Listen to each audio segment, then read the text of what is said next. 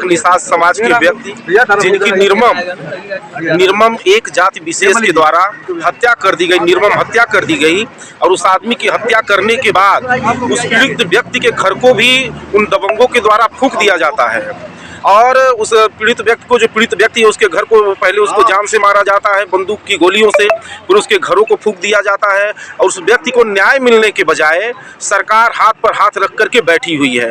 आज बहुजन समाज पार्टी का प्रतिनिधिमंडल माननीय बहन सुश्री मायावती जी के निर्देश पे आज यहाँ आया हुआ है। हमारे साथ चल करके आए हमारे बहुजन समाज पार्टी के जोन के कोऑर्डिनेटर हैं आदरणीय हरिप्रकाश निषाद साहब हैं, हमारे बहुजन समाज पार्टी के पूर्व में ग्रामीण के प्रत्याशी रहे आदरणीय दारा निषाद साहब हैं, रामगति निषाद साहब हैं, प्रेम सागर निषाद साहब हैं, राजेश मलिक जी हैं, एजाज अहमद जी हैं, परमेश्वर शर्मा जी हैं। हमारी सहजनवा चूंकि जो विधानसभा है सहजनवा विधानसभा है, तो यहाँ के विधानसभा की पूरी कमेटी हमारी आई हुई है।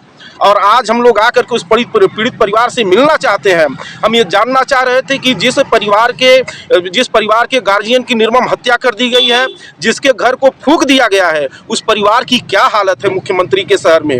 लेकिन आज जैसे ही सीएम को पता चला, उत्तर प्रदेश सरकार को पता चला कि आदरणीय बहन जी के निर्देश पे आज बहुजन समाज पार्टी का प्रतिनिधिमंडल उस पीड़ित परिवार से मिलने वाला है, बाकायदे एक शासनादेश जारी करके हम लोगों को यहाँ पे रोकने की एक बड़ी साजिश की जा रही है।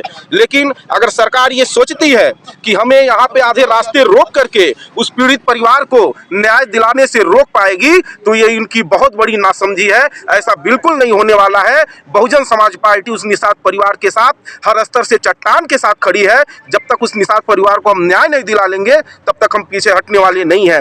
उत्तर प्रदेश के अंदर आए दिन जिस तरह पिछड़ों की निर्मम हत्याएं की जा रही हैं, और खासकर गोरखपुर के अंदर, गोरखपुर तो क्रिमिनल का अखाड़ा बन करके रह गया है। आए दिन यहाँ बहन बेटियों की आबरू लूटी जा रही है। हफ्ते में कम से कम एक सप्ताह में 2 से 3 हत्याएं हो ही जाती हैं। ये बहुत ही दुख की बात है। सीएम साहब से हम निवेदन करते हैं कि आप आदरणीय बहन सुश्री मायावती जी के कार्यकाल को एक बार पुनः याद करिए, किस तरह से उन्होंने कानून द्वारा कानून का राज स्थापित करने का काम किया था, और आपके कार्यकाल में किस तरह अपराधियों का बोलबाला हो गया है। आपसे उत्तर प्रदेश तो छोड़िए, आप अपने गोरखपुर को नहीं संभाल पा रहे हैं। मैं निवेदन करता हूं आपसे मुख्यमंत्री महोदय कि आप इस्तीफा दे करके घर पे बैठने का काम करिए।